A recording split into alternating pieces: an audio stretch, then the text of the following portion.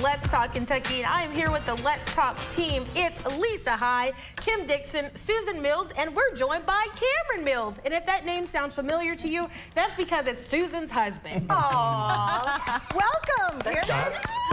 Big fan. I love the show. Thank you. I'm biased, but still, I love what y'all are doing here. Yes. It's so much fun. Awesome. So folks may know you for reasons other than being Susan's husband. You might have played basketball at a school we all know, and you might be doing a little work in the community. Tell us just what you've been up to since, like, really, well, let me tell you this first. So yeah. I'm going to tell you why I'm married to this woman. Okay? Because okay. now you all probably get a taste of it. I have no idea where he's going. Well, I just have to. My mom told me not to tell the story, oh, so gosh. I'm sorry, Mom.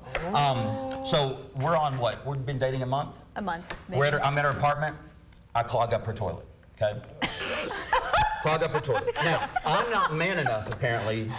I'm concerned about the, I like her. I don't want to lose her over this. So I don't say a word. I don't tell her. I know she's going to find out at some point. Hopefully I'm gone when she finds out.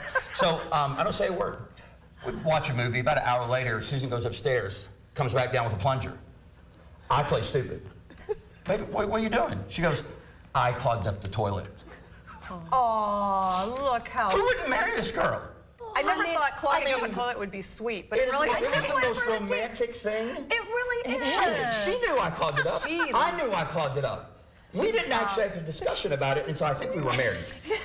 At that point, we finally got real honest. And I said, yeah, you remember that one time? She goes, oh, yeah, I remember that time. Well, she took the fall for me, so I wouldn't have to be embarrassed. And then she took the embarrassment for me. So basically, you're saying that Susan was willing to deal with your poop. Yes. And that's why you were with her. Wow, I wasn't going to use that word on air, Sorry. but I like that we can. I do. I think that's awesome. So. This is hard hitting. So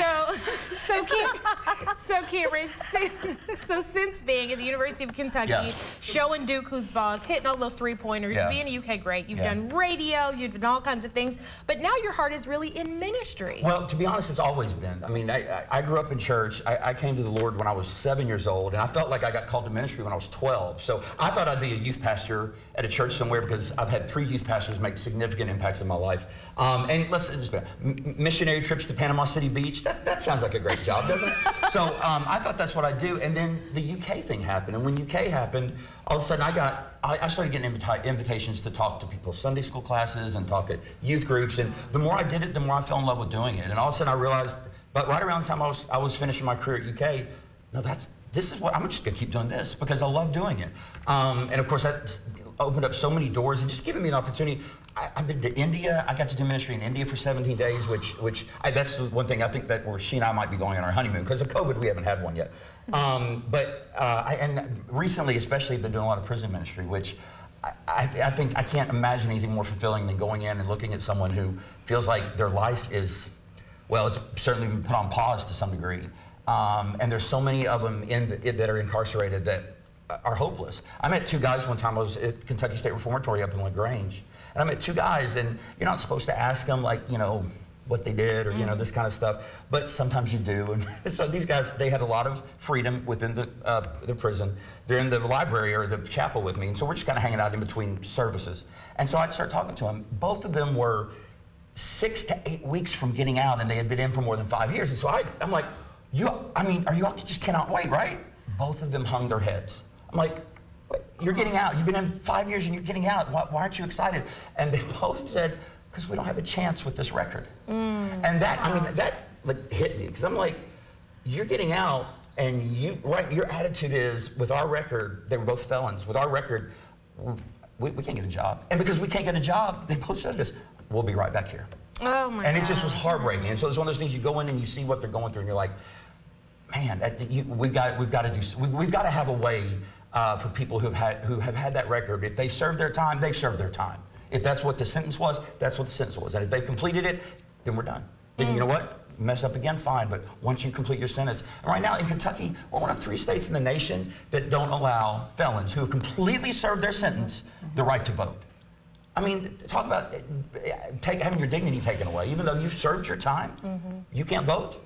Yeah. So anyway, that kind of stuff, I just love hearing stories, because where else are you going to get that perspective? No, I wouldn't have known if I hadn't talked right. to those two guys. And you're so passionate about it. Susan was telling us something else you're doing in healthcare, right, Susan? Yeah, I am so proud of him for many reasons, but I mean, obviously he has such a strong ministry background, and his day job is he is the Chief Culture Officer for this national healthcare company called LHC Group. And so, I put it very simply, it's a lot more than this, but he just travels around to healthcare agencies around the nation and loves on people. He goes in, he tells them why what they do is important. Yeah. And before COVID, to go in and remind nurses and therapists that you're changing people's lives. I mean, you are really taking someone, especially in home health care, because that's what LHC Group, it's what we do. You've got people, they're home, they don't have a support system, many of them. They're by themselves, they're elderly, they're sick. And we, our nurses, not me, but our nurses and our therapists and our aides and our social workers, they go in and they love on people. And so literally our CEO, he'll tell me, hey, I want you to go here for a while. I want you to go here for a while. And I'll always ask, what do you want me to do? And this is why I love our CEO and I love our company. Cameron, just go love on them. Yeah, that's so great. Well, Cameron, we appreciate you for coming to talk to us. Thank y'all for having me. Don't leave, though. Okay. We're going to stick around. Right. Coming up after the break, Cameron Mills sticks around to play our new game, Would You Rather? Stay with us.